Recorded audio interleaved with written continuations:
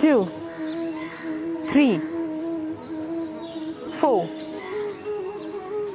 5 6 7 8 9 10 11 and 12. Good morning, नमस्कार. आज आपण आपली सर्व योगासनं कशी चांगल्या पद्धतीने आपल्याला करता येतील, कशी लवकर शिकता येतील आणि योगासनांच्या अंतिम स्थितीपर्यंत कसं लवकर पोहोचता येईल यामागचं तंत्र काय आहे ते जाणून घेणार आहोत. प्रॅक्टिस नेमकी कशी करायला पाहिजे, आम्ही कसा सराव करतो आणि तो सराव आपण मस्त त्याला रेग्युलर रुटीनमध्ये आणून त्याचं फ्रिक्वेन्सी, ड्युरेशन कसे वाढवायचे हे आपण पाहूयात. योगासनं आता आपण सर्वांनी करायला सुरुवात केलेली आहे, पण ही योगासनं जमवण्यासाठी खूप काळ जातो. मग योग साधक प्रशिक्षकाला म्हणतो की मला हे आसन जमत नाही, मला हे कसं जमेल. मग यामध्ये सगळं कन्फ्युजन असं असतं की आपली देहयष्टी कशी आहे, आपलं वजन केवढं आहे. बरं, आपलं वजन जर जेवढं असायला पाहिजे तेवढं असेल तर आपलं मनगटांची स्ट्रेंथ आहे का, त्यावरती आपण बॉडी लिफ्ट करू शकतो का. तर या सगळ्या गोष्टी समजून घेऊन आपण पुढची सगळी आसनं, शीर्षासन म्हणा, सर्वांगासन म्हणा, चक्रासन, अशी सर्व आसनं करू शकतो. तर तिथपर्यंत कसं पोहोचायचं हे आपण जाणून घेऊयात. सर्वात सोपं महत्त्वाचं आसन आहे, तिथपासून आपण सुरुवात करूया. आत्ता सुरुवातीची जी आसनं मी घेते ना, ती पुढे जी आसनं आपल्याला करायची असतात त्याच्या सगळ्याचा बेस आहे. म्हणजे ती आसनं जर आपल्याला चांगली जमली, चांगली करता आली, त्यात भरपूर वेळ थांबता आलं तर तुमचे जॉईंट्स मोकळे होतील, तर तुमच्या स्नायूंना लवचिकता प्राप्त होईल आणि ते झालं तर मग पुढची सगळी योगासनं आहेत ती तुम्हाला सोपी जातील. तर अशी हे सगळ्या योगासनांचा अर्क असणारी ही महत्त्वाची, एकदम इम्पॉर्टंट असणारी योगासनांनी आपण सुरुवात करू. पहिला आसन आपण पद्मासनापासून सुरुवात करूया. पद्मासनामध्ये दोन्ही पाय सरळ ठेवायचे आहेत. उजवा पाय पहिले वरती घेऊ शकतो किंवा कुठलाही, डावा सुद्धा. हे आहे पद्मासन. पण पद्मासन भरपूर जणांना सुरुवातीला येत नाही, जमत नाही, पाय वरती उचलता येत नाही. तर यामागे आपली मेहनत कशी असायला पाहिजे, प्रॅक्टिस नेमकी कशी असायला पाहिजे ते मी तुम्हाला सांगते. पद्मासनात सगळ्यात महत्त्वाचं आहे तुमचे नी जॉईंट, गुडघ्यांचे सांधे हे लवचिक असणं महत्त्वाचं आहे. त्याचसोबत इथे घोटा, अँकलसुद्धा लवचिक असणं महत्त्वाचं आहे. पण ही लवचिकता जर शरीरात नसेल तर ती आणण्यापासून ती तयारी आहे. मग त्यासाठी तुम्ही काय करू शकता, पहिले एक पाय तर सहज मांडीवर तो जातो आणि तो मांडीवर गेल्यानंतर गुडघा कदाचित वरती राहील, पण त्याला आपण आणखीन स्वतःकडे घेऊन जवळ खेचून तो गुडघा हळूहळू खाली लावण्यासाठी असा सराव करू शकतो. अप अँड डाऊनचा एकदम आरामात जायचं. आपल्याला हे सगळ्या योगासनांमागचं तंत्र कळलं ना एकदा की मग ही योगासनं प्रॅक्टिस करण्यासाठी आपल्याला सोपी जाते. गुडघा खाली लावला, एकदा आपल्याला हे जमलं की मग दुसरा पाय.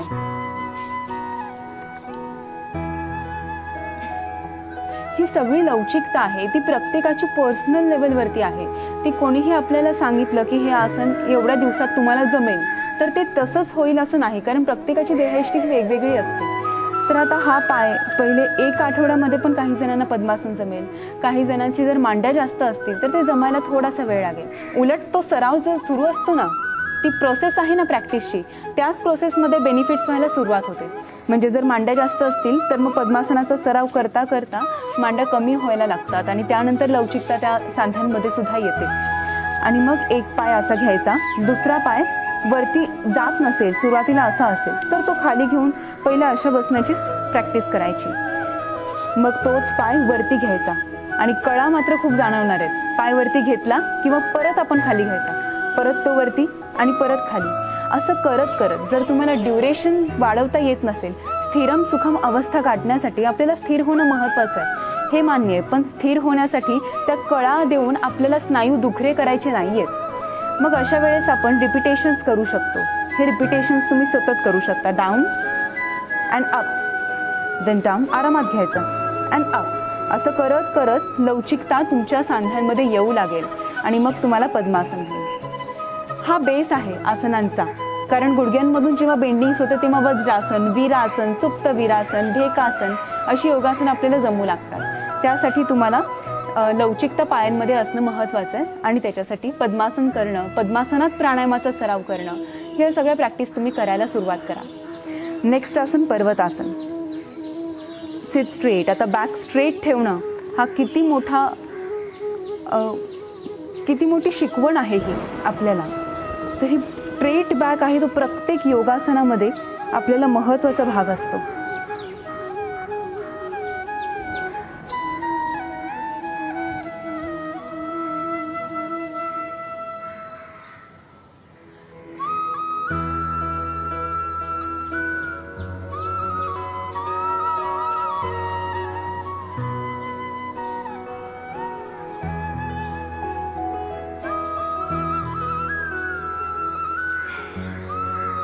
आता आपलं लक्ष, हेतू आसनं करताना कसं असला पाहिजे. पर्वतासन केलेलं आहे, पण आता इथे आपलं लक्ष अर्धा मिनिटानंतर जातं की इथून हात दुखायला लागलेत, इथून आपले आर्म्स दुखायला लागलेत, हात थरथरतात. पण इथे लक्ष न देता जो पूर्ण स्टान्स आहे, जो बेस आहे त्याकडे आपलं लक्ष पाहिजे. सी बॅक पोर्शन प्रसाद आता दाखवतोय. फ्रंट पोर्शन बघा, स्ट्रेच, पूर्ण स्ट्रेच झालेला आहे. म्हणजे बेस आहे तो इथून तिने पूर्ण स्ट्रेच केल्याशिवाय तिची हाईटच वरती जाणार नाही आसनाची. पूर्ण ट्रंक पोर्शन पहा, पूर्णपणे स्ट्रेच आहे यामध्ये. सगळ्यात महत्त्वाचं, सुरुवातीला जेव्हा एक योग साधक आसनांच्या प्रॅक्टिस करायला सुरुवात करतो तेव्हा मला असे कंप्लेंट्स येतात की आसनांची सुरुवात केली आणि मग पाठीचे स्नायू जरा दुखतायत, मान थोडीशी दुखतेय. तर हे असं का होतं? कारण आपण पाठीच्या स्नायूंची स्थिती कशी आहे ती समजून न घेता आपण डायरेक्टली त्याकडे वळतो. तर हे असं न करता आपण हळूहळू पाठीच्या स्नायूंना मजबूत करायचं आहे आणि मजबूती पाठीच्या स्नायूंना मानेला आल्यानंतर आपण यामध्ये स्थिर राहू शकतो.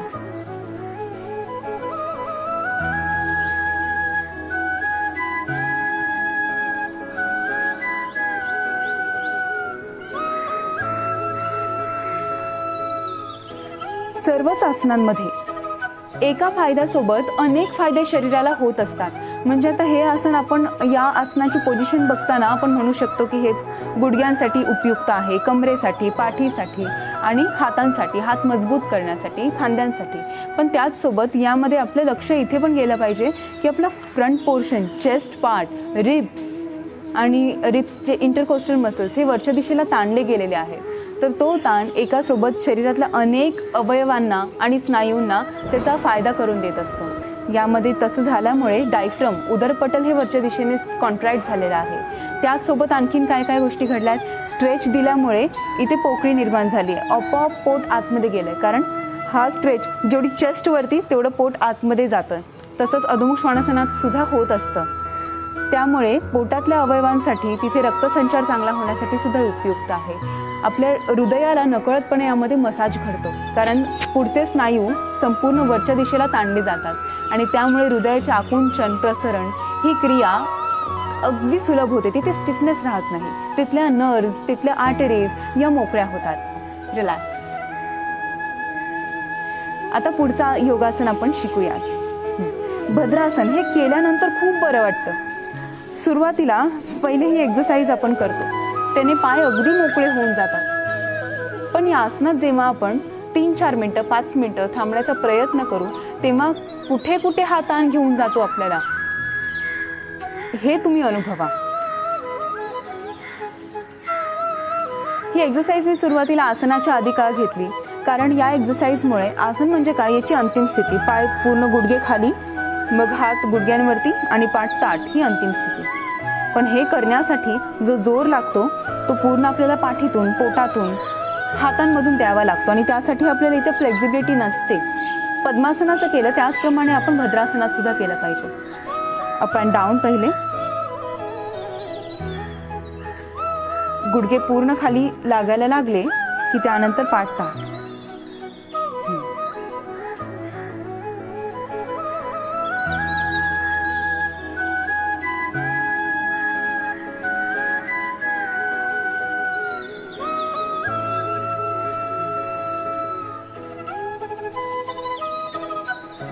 मला सुद्धा या आसनाचा सराव करायला खूप आवडतो. म्हणून मी काय करते, प्राणायाम करत असताना कधी भद्रासन, कधी पद्मासन अशी स्थिती आहे ते घेत राहते, ज्यामुळे पायांमधली लवचिकता एवढी वाढते की त्यांचं मसल्सची कॅपॅसिटी, लवचिकता ही त्यामधून भरपूर वाढत असते. पण आपण वेगळ्या वेळेस म्हणजे जेव्हा योगासनांच्या वेळेस भद्रासन करतो तेव्हा सुरुवातीला 15 ते 20 सेकंद 30 सेकंद आपल्याला यामध्ये सायलेंटली आपण थांबू शकतो. पण त्यापुढे तो ताण आहे तो पूर्ण आपल्या पाठीच्या लोअर बॅकमध्ये तो जाणवतो. याचं कारण असं की पूर्ण आपण सीटवरती बॅलन्स केलेला असतो आणि तो आपल्याला नीट पाय खाली पुशसुद्धा करता येत नाहीत. गुडघेसुद्धा असे वर राहतात आणि ते भरपूर महिने तसंच राहू शकतं. मग यासाठी आपल्याला एक विशेष मेहनत घेतली पाहिजे ती म्हणजे गुडघ्यांना खाली प्रेस करण्यासाठी. त्यासाठी आपण हातांचा वापर करू शकतो. जर आपल्याला पाय जास्त जवळ येत नसतील, ते लांब राहत असतील, ते खूप वरती राहत असतील पाय, तर मग आपण कमरेचा भाग जरा वरती घेऊन आपण हे आसन चांगलं करू शकतो. त्यासाठी मग उशांचा वापर जर आपण केला तरीसुद्धा हे आसन आपल्याला चांगलं जमू शकतं. उशीवर बसून जर आपण एक पाय दोन्ही पाय असे जवळ घेतले तर यामधून इथे जो प्रेशर येत होता, जो मला भद्रासनामध्ये त्याचा त्रास होत होता, त्यामुळे थरथर होत होती शरीराची आणि आसन कधी एकदा सोडते असं मला वाटत होतं, तर ती स्थिती पूर्ण चेंज होते. जर तुम्ही असे सपोर्ट्स घेतले, उशीवरती बसून जर हे योगासन करून पाहिलं तर तुम्हाला त्याचा ताण कुठेही जाणवणार नाही. पाय आपोआप खाली जाऊ लागतील आणि त्याच्यासाठी आपल्याला मसल्समधून काही कॅच येणे, मसलवरती अतिरिक्त ताण येणे हे सगळे त्रास होत नाही आणि मग यात आपण जास्त वेळ थांबू शकतो. आता ही स्थिती एकदम इझी झालेली आहे. तर असे मी आत्ता जे काही तुम्हाला सांगते ना, सजेशन्स देते, ते तुम्ही करून पहा आणि मग मला कळवा. कारण तुम्ही जेव्हा मला कळवतात ना तुमचे रिझल्ट्स, तेव्हा त्यामधून इतरही योगसाधक आहेत त्यांना उत्साह निर्माण होतो आणि त्यांनाही वाटतं की आपण सुद्धा हे करून पाहावं. म्हणून तुमच्यामुळे अनेक जण सुद्धा योगासनांकडे वळू शकतात. त्यांची प्रॅक्टिस त्यांना इम्प्रूव्ह कशी करावी याच्यासाठी त्यांना मार्ग सापडू शकतो. तर त्यासाठी तुम्ही हे सगळे योग प्रकार आहेत ते करून पहा. मी जे तुम्हाला सजेशन्स देते, आपल्या घरामध्येच या सगळ्या छोट्या छोट्या गोष्टी अवेलेबल असतात, पिलो, लोड, त्यासोबत योगासनं करून बघा, तुम्हाला ते इझी जाईल. हे योगासन झालं. परत पश्चिमोत्तानासन. पश्चिमोत्तानासन आपल्या सर्वांना कधी एकदा येतंय असं झालेलं असतं, कधी त्याच्यात इम्प्रूव्हमेंट होते. तर ती इम्प्रूव्हमेंट होण्यासाठी सुद्धा आपण उशीचा वापर करू शकतो. गायत्री आणि प्रसाद दत्ताने ज्याप्रमाणे आता पश्चिमोत्तानासन केलं आहे, त्यासाठी त्यांना गुडघ्यांच्या खाली, मांडीच्या खालच्या बाजूला खूप ताण घ्यावा लागलेला आहे आणि तो ताण आपल्याला जर सुरुवातीला सहन होत नसेल तर मग एक नवीन योगसाधक काय करतो, पाठीला पोक काढून गुडघे थोडेसे वाकवून किंवा ते दिसताना पण सरळ दिसतील पण ताठ, स्ट्रेच, ताण हा तिथे नसतो. मग हे योगासन असं होऊ शकतं. काही जणांचे तर हात पण टेकत नाहीत, एवढी स्थिती असते. पण त्यांनी जर अशी हाईट घेतली, मी आता थोडीशी हाईट घेतली, तुम्ही अजून घेऊ शकता, एक पिलो एक्स्ट्रा घेऊ शकता. त्यामुळे तुमची अप्पर बॉडी ही वरती उचलली जाते ना. आता हे ती लोअर बॉडी वरती, पूर्ण अप्पर बॉडी बॅलन्स्ड आहे.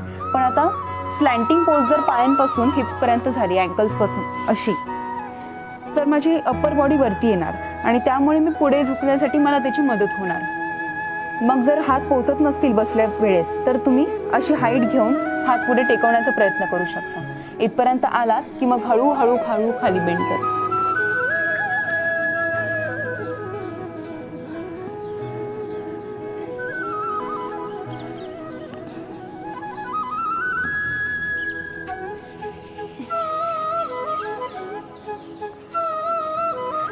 पश्चिमोत्तानासन असं आहे ना, जरी ते तुम्ही पूर्ण कंप्लीट केलं तरी सुद्धा त्याच्यामध्ये परफेक्शन्स नसतील तर तिथे प्रॉब्लेम्स होतात.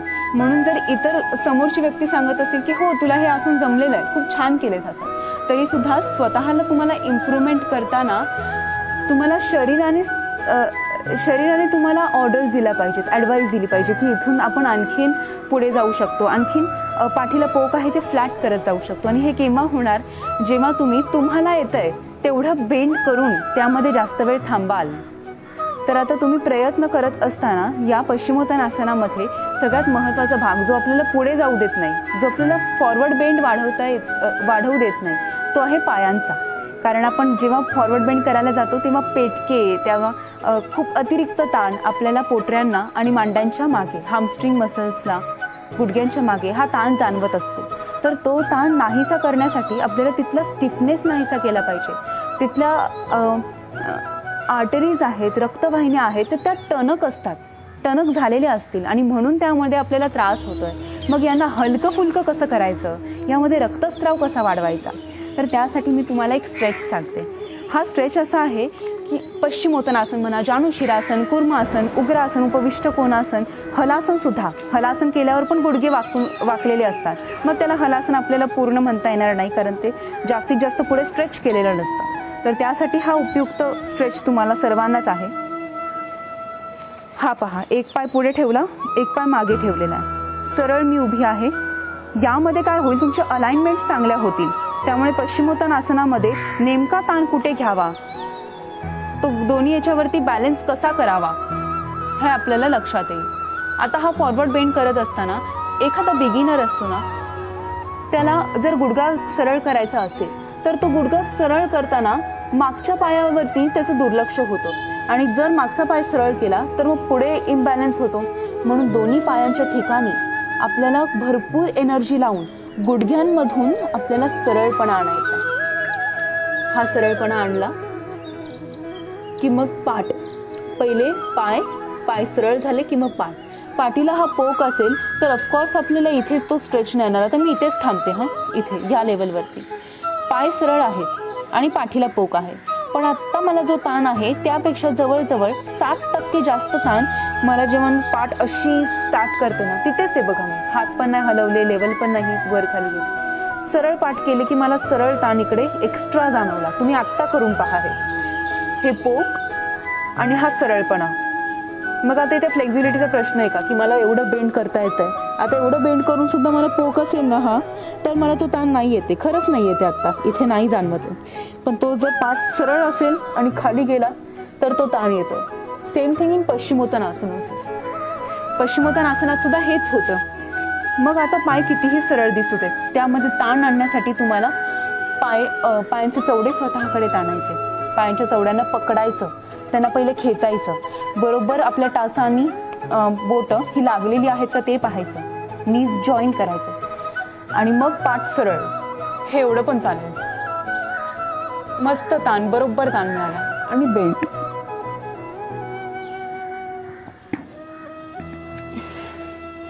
रिलॅक्स. आता हे स्ट्रेचेस करून माझ्या पायांमध्ये लवचिकताही मला आत्ता जाणवते. तर असेच आपण जेव्हा सुरुवात करतो तेव्हा शरीर हळूहळू स्टिफनेसमधून ते पूर्ण फ्लेक्झिबिलिटीकडे जायला तयार होतं. आता पुढचं योगासन आपण पाहणार आहोत. पोटावर झोपून भुजंगासन करूया.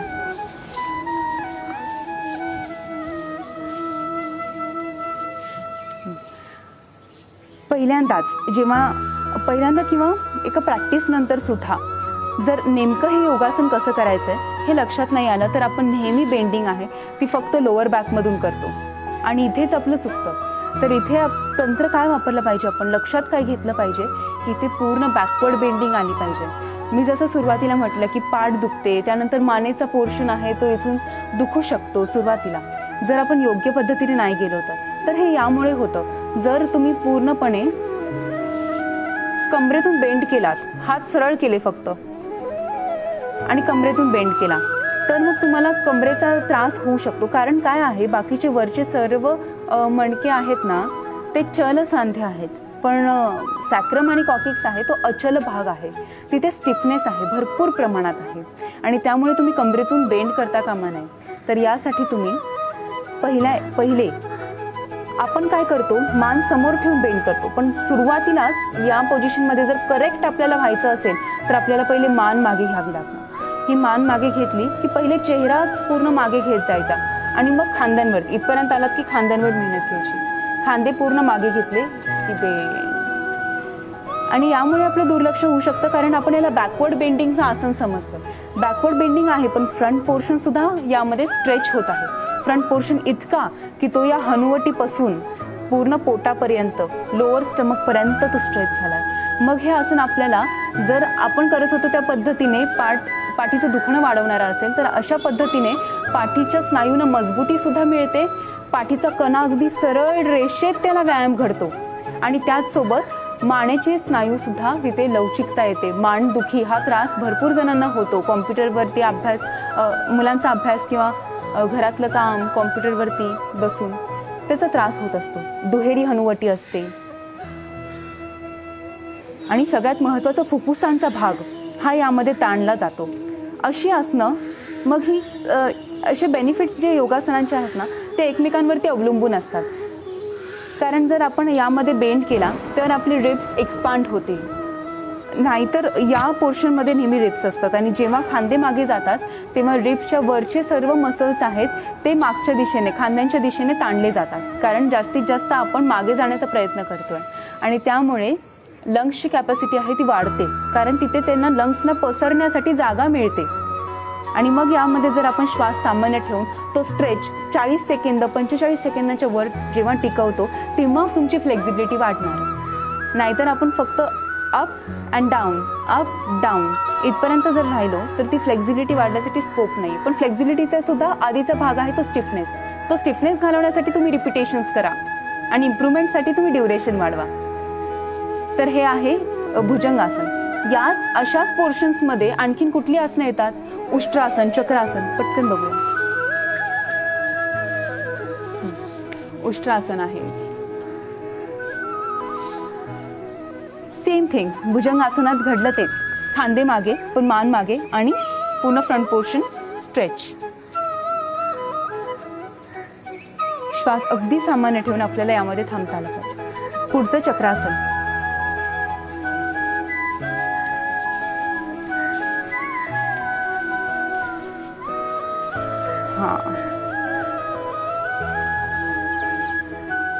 चक्रासनासारखी आसनं यामध्ये किती बेनिफिट संपूर्ण शरीराला मिळतात. ताण कुठून कुठपर्यंत आहे, या पूर्ण बोटांवरती प्रेशर्स, ब्रिस्टपासून ताण बघा, इथून तो सर्व स्नायूंना येतोय, तो इथून पूर्णपणे पायांच्या घोटापर्यंत तो ताण येऊ शकतो. यामध्ये आपण बॅकवर्ड बेंडिंग सकट फ्रंट स्ट्रेचिंग, हँड स्ट्रेट अशा सर्व प्रॅक्टिसमुळे लहान मुलांना हे आसन खूप उपयुक्त पडू शकतं. कारण लहान मुलांना केलं की लगेच जमण्यासारखं आसन आहे. त्यांच्यात लवचिकता असते, त्यांच्यामध्ये स्टॅमिना असतो थांबण्याचा, त्यांच्यात स्ट्रेंथ असते, मसल्स त्यांच्या मैदानी खेळांमुळे त्यांचे मसल्स तयार झालेले असतात अशा योगासनांसाठी. तर आता जर आपल्याकडे संधी आहे लहान मुलांना अशी चांगली योगासनं शिकवण्याची, तर तुम्ही नक्की हे आसन त्यांना सांगा, कारण त्यांना करायला सुद्धा हे आसन खूप आवडतं. तर जेव्हा हे योगासन आपण करतो त्यामध्ये स्ट्रेचिंगचा भाग आहे, तो पूर्ण शरीराला त्याचा ताण मिळतो आणि जेव्हा हा ताण जाणवतो त्याच्या आतमधल्या अवयवांमधला जडत्व हे कमी होत असतं आणि ते झाल्यामुळे अवयवांच्या प्रत्येक टोकापर्यंत, प्रत्येक कोशापर्यंत पेशीच्या आपल्याला पोहोचता येतं या योगासनांमधून. हेच चक्रासन जमवण्यासाठी भरपूर योगसाधक मेहनत करत असतात. तर हे जमवायचं कसं, आपल्याला कधी जमेल चक्रासन? तर यात पाठीवर झोपशील, एकदा परत करूया. हे आसन जमवण्यासाठी जसं गायत्री प्रसादोदने सहज पूर्णपणे शरीर उचललं, तसं जर जमत नसेल, करता येत नसेल, तर आपल्याला हळूहळू ते वेट मॅनेज करता आलं पाहिजे. इथे खरंच सांगू का, यासाठी आपल्याला वजन खूप कमी केलं पाहिजे वगैरे, हे सगळ्या गोष्टी जरी बरोबर असल्या ना तरी एका बाजूला हे वजन आपण झेलत असतो ना, त्या वजन आपण ते वजन घेऊन चालत असतो, ते वजन घेऊन आपण उठत बसत असतो, त्या वजनाची आपल्याला सवय झालेली असते, आपण करू शकतो ती योगासनं. म्हणून इथे खरंच वजन मॅटर न करता इथे स्ट्रेंथ मॅटर करते आणि यामुळे आपल्या ब्रेस्टमध्ये स्ट्रेंथ येण्यासाठी, खांद्यांमधली लवचिकता वाढवण्यासाठी आपल्याला सुरुवातीला फक्त कमरेचा भाग वरती घेऊन हळूहळू हातांनी प्रेशराइज फ्लोअरला करून डोक्यावरती आलं पाहिजे. डोक्यावरती आल्यानंतर लक्ष कुठेही विचलित न करता आपल्याला यामध्ये थांबता आलं पाहिजे. हे इथपर्यंत तुम्ही महिनाभर जरी सराव करत राहिला ना तरी हातातली आणि पायातली तुमची स्ट्रेंथ वाढेल आणि मग तुम्ही फ्लोअरला पुश केलं की हात सरळ होतील. हे करताना तुम्ही म्हणाल की पाठीची फ्लेक्झिबिलिटी आमची नाहीये म्हणून आसन जमत नाहीये, तर तसंही नाही. कारण फ्लेक्झिबिलिटी ही या आसनाच्या सरावाच्या प्रोसेसमध्येच वाढते. कधी वाढणार ती? जेव्हा आपण त्याचा सराव सारखं करत राहणार. असंच एक आसन जे आपण करण्यासाठी अवॉइड करतो मोस्टली, ते आहे V-sit, नावासन.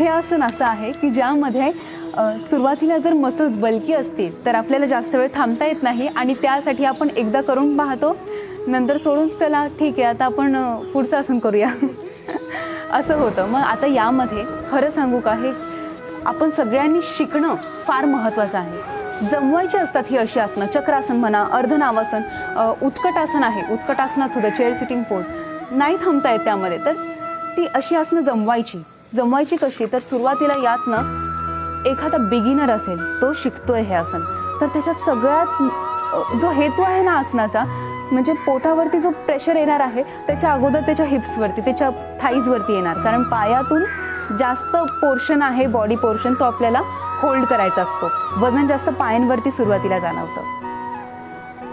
त्यासाठी मी काही टेक्निक्स तुम्हाला सांगते. सुरुवातीला शिकत असताना आपण पहिले खालून वरती न येता वरून खाली जायचं. याचं कारण असं, खालून वरती येताना आपल्याला वजन उचलावं लागतं शरीराचं आणि तेव्हा ती स्ट्रेंथ जाते, मसल्स नसतात तेवढे स्ट्रेंथी. तर त्यावेळेस आपण वरून खाली जाताना हा एक अशा तऱ्हेने होल्ड करायचा प्रयत्न करायचा. मग जेव्हा स्टॅबिलिटी तुमच्या लोअर बॉडीमध्ये पृष्ठभागाला मिळेल तेव्हा आपण पाठ सरळ ठेवायची, कारण इथे सगळ्यात महत्त्वाचं आहे पाठ सरळ ठेवणे आणि बॅलन्स राहणे. यानंतर पाय सरळ करण्याचा पहिले सराव करायचा. पाय सरळ केल्यानंतर बॅक स्ट्रेट ठेवून हळूहळू हात समोर घ्यायचे.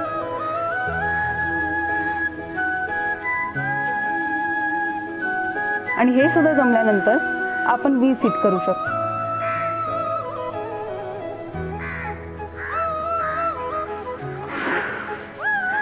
आत्ताचा जो ताण होता, मी जवळजवळ 30-40 सेकंदांच्या पुढे होल्ड केला, तरी सुद्धा तो ताण आहे तो मला आसन रिलॅक्स करायला देत नव्हता. म्हणजे तो मी अजून होल्ड करू शकत होते, कारण त्याच्यामध्ये आपल्या मसलची स्ट्रेंथ आहे ती वाढलेली असते यामुळे. पण सुरुवातीला आपण जर ते आसन सोडत आहोत, म्हणजे केलं 3, 4, 5 मध्ये आपण रिलॅक्स होतो, तर तेव्हा ती स्ट्रेंथ आहे ती बिल्ड आपल्याला करायची असते. मग ते आसन जमवण्यासाठी आपल्याला त्यामागे मेहनत घ्यायची असते, ती अशी रिपिटेशन्स करायचे.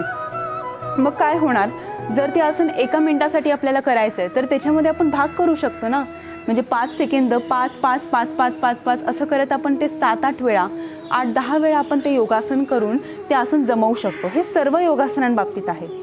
सर्व योगासनांमध्ये तुम्ही असे प्रॅक्टिस करत जा, त्यामध्ये हळूहळू तुमची स्ट्रेंथ वाढून, फ्लेक्झिबिलिटी वाढून तुम्ही त्यामध्ये जास्त वेळ थांबू शकता.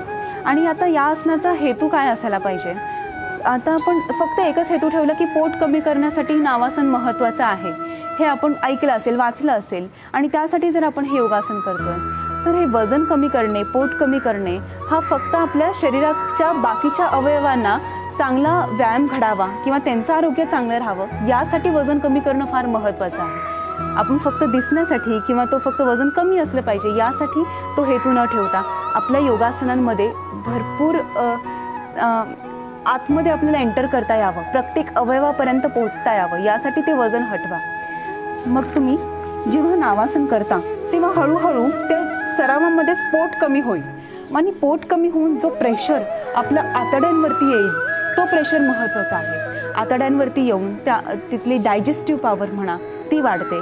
पोटामधले कुठले आणखीन अवयव आहेत, किडनी पोर्शन बॅक साईड्सला आहे, त्याचसोबत लिव्हर पोर्शन आहे, पॅनक्रियाज आहे, गॉल ब्लॅडर, या सर्व हे जे अवयव आहेत ना त्याच्यातून जर त्यांना आपण त्यांच्या सेल्सला ॲक्टिवेशन नाही मिळालं तर पुढच्या आयुष्यामध्ये तिथूनच ते रोग निर्माण होतात. रोग बाहेरून आतमध्ये नाही येतात, आतमधून ते सुरुवात होतात तयार होण्यासाठी.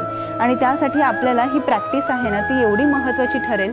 पोट कमी होऊन, थाईज कमी होऊन आपल्याला मसल्स आपले टाईट करता येतील, टोन करता येतील आणि मग आपल्या शरीरातल्या एक अवयवापर्यंत पोहोचता येईल. आता हे आसन तुम्ही केलं तर याचा जो ताण आहे ना तो पोटासोबत बरोबर पायांना सुद्धा जातो आणि तिथे पण आपलं लक्ष असलं पाहिजे. जर पाय थोडे जरी वाकलेले असतील तर नाही होणार. तो स्ट्रेच प्रत्येक शरीराच्या भागाला तो येऊ देत. पश्चिमोत्तानासनचं सुद्धा तसंच पूर्ण स्ट्रेच आला पाहिजे. त्रिकोणासन सुद्धा, त्रिकोणासन करूया. पायात अंतर घेऊन आपण उजवा पाय उजवीकडे वळवला की मग आता पहिले डायमेन्शन सगळे चेक करायचे की बरोबर आपण तो आपल्या डाव्या पायाच्या मधल्या भागाच्या सरळ रेषेत उजव्या पायाचा हिल टाच आली आहे की नाही. तसं झाल्यानंतर आपलं जर शरीर आपोआप वळलं गेलं असेल उजवीकडे तर ते समोर घ्यायचं, हात स्ट्रेच करायचे आणि मग तो साईड बेंड करायचा. या साईड बेंडमध्ये हात पूर्ण वरती घेऊन सरळ आसन स्थिती करायची.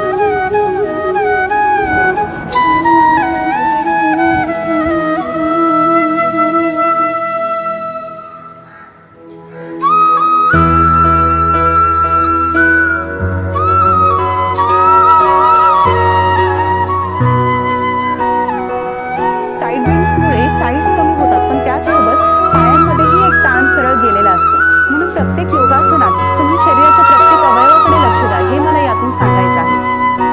दुसऱ्या बाजूलाही करूया.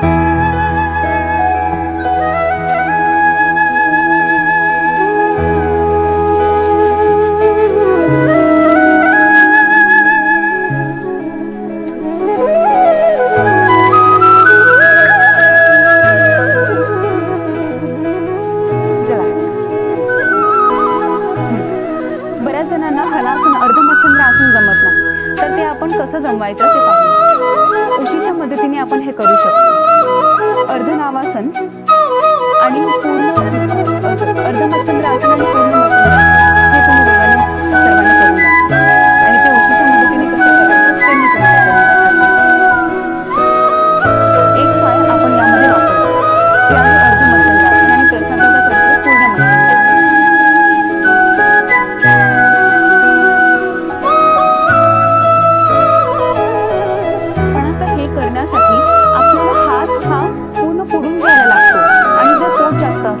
पाय जास्त असतील तर आपल्याला तो पुढे जात नाही. हात स्टिफनेस असेल तर पाठीचा, खांद्यांचा, आणि त्यासाठी आपल्याला उशीचा आधार घेणं योग्य ठरेल. तुम्ही उशीवर बसून हे आसन केलं तर त्याला अप्पर बॉडीला एक हाईट मिळते, त्यामुळे हात तिथे पोहोचण्यासाठी मदत होते. तुम्ही करून पाहू शकता. आणि ट्विस्टिंगला सुद्धा स्कोप मिळतो, कारण पाय आडवा येत नाही. आपल्याला अप्पर बॉडी पूर्ण साईडला काढता येते, पाय खाली गेलेला आहे.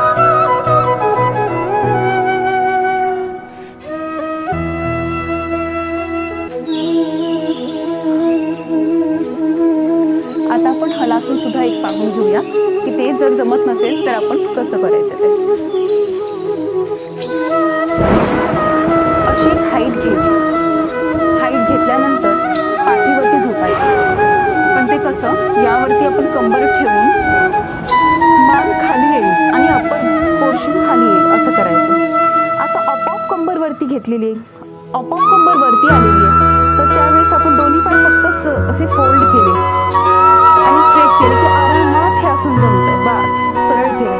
आता इथून तुम्हाला जेवढं जमेल ना तेवढं तुम्ही खाली खाली. इथे पडण्याची पण भीती नाहीये. इथे जर फ्लेक्झिबिलिटी नसेल तर आपलं तोल जाईल अशी पण भीती नाहीये. इथे जेवढी फ्लेक्झिबिलिटी तुम्हाला साथ देते तेवढं तुम्ही हळूहळू पाय घेऊ शकता. इथे पोहोचलात असेल मग उशा पूर्णपणे पुढे घेऊन आपण याची अंतिम स्थिती घेऊ शकतो.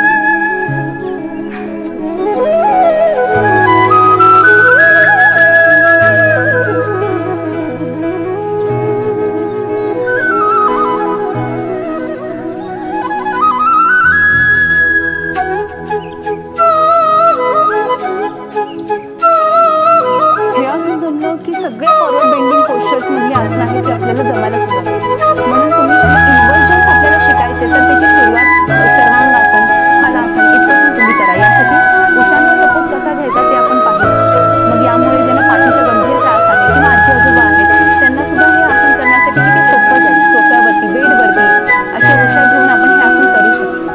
तर आजच्या संपूर्ण सत्रामध्ये आपण हे लक्षात घेतलं की व्यायाम हा कितपत असावा, कुठपर्यंत आपण तो स्ट्रेच तो द्यावा आणि तो कोणी केला पाहिजे, तो आपणच. कारण प्रॅक्टिस आहे ना, ती प्रॅक्टिस आपल्या आतून येते आणि ती आपल्या सर्व अवयवांपर्यंत आपल्याला पोहोचायला स्कोप देते.